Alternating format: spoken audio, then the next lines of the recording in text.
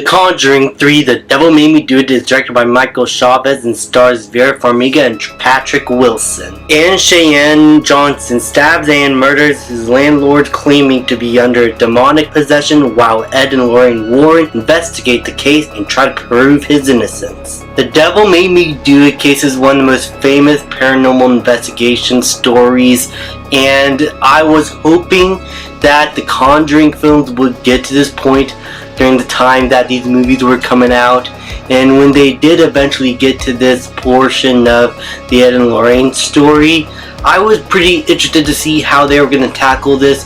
The only thing that disappointed me was that James Wan was not going to come back to direct this movie, and to me that was quite a big blow, because James Wan is quite honestly one of the best horror directors we have today. With his first two Conjuring films, with his Insidious movies, the first two that he directed, with the first Saw film, he's quite honestly made a name for himself in horror and bringing so many franchises to life with his ideas or stories that he wanted to bring to the big screen.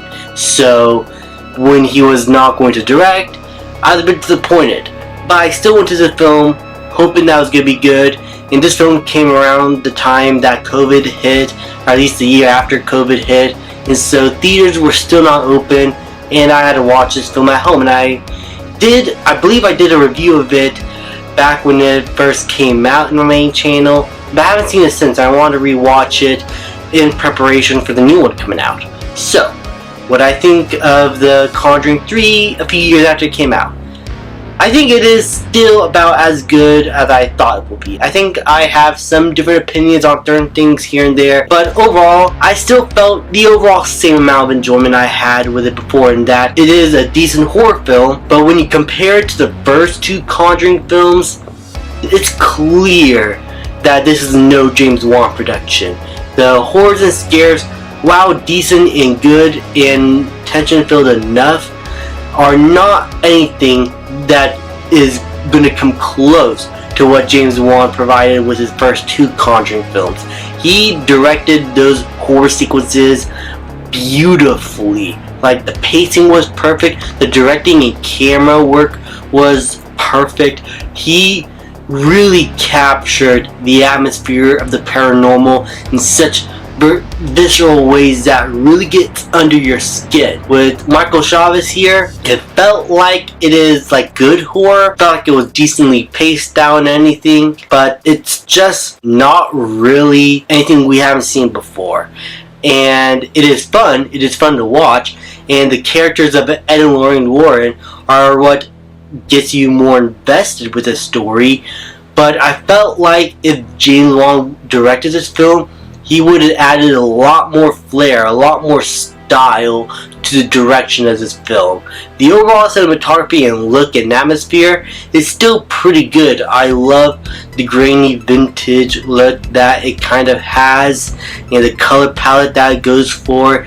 And something that I do like about these Conjuring films is that each color palette reflects the location that they're all at very well, or the story that the movie is going for.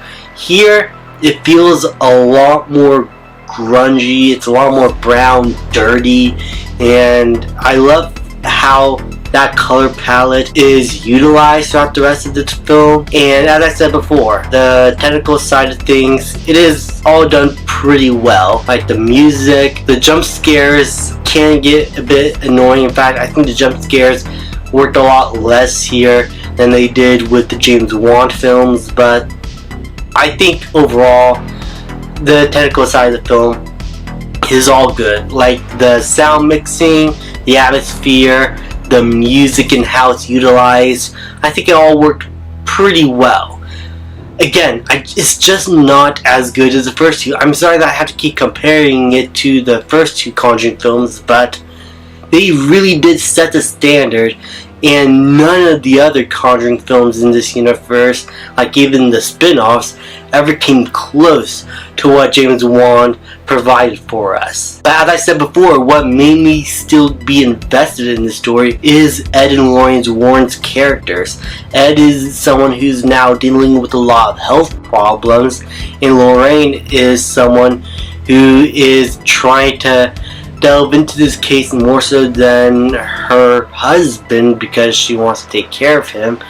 But because of these two and what they're going through right now, like Lorraine is now a lot more vulnerable to spirits now that Ed is having like poor health, it creates a lot of tension, and you don't know if these two characters are going to come out okay this time around. And there's a lot of good suspense between these two characters and how they try to deal with this new paranormal thing.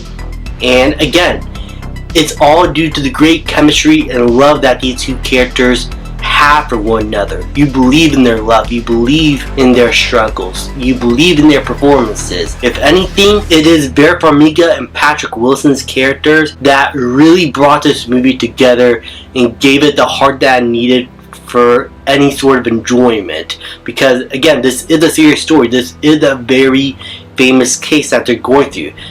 Someone is in trial because the devil made him do a crime. How are they going to be able to prove that? Because you know that there has to be some sort of spirit. It's just how they're going to be able to prove to everyone that this is actually happening. And so watching these characters trying to figure out this case while also trying to take down this paranormal entity is very investing to see. Overall, I thought this film was enjoyable. It is a bit too over the top in comparison to the previous two films.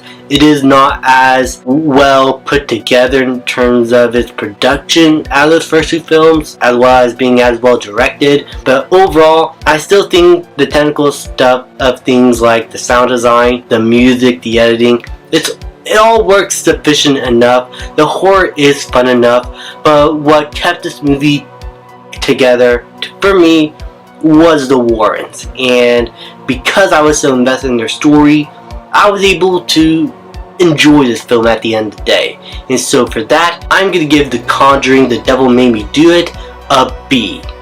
Thank you guys so much for watching. Please like, subscribe, comment, and I'll see you guys next time.